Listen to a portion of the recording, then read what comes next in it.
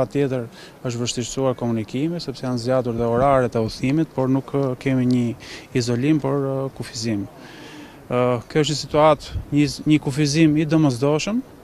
gjë të cilën ne morëm mas paraprake në kohë, pa duke shmangur kolaps, që janë fenomene që kanë ndodhur dhe në vende tjera, por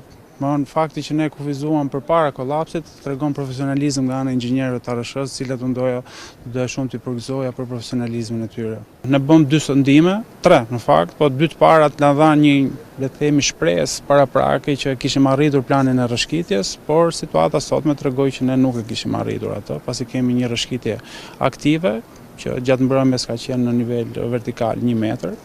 Që e vështirësoi dhe na detyroi sërish që ne të dalim në komunikatë, e cila duhet të ndodhë para 10 minutash, ku ne njoftojmë sërish që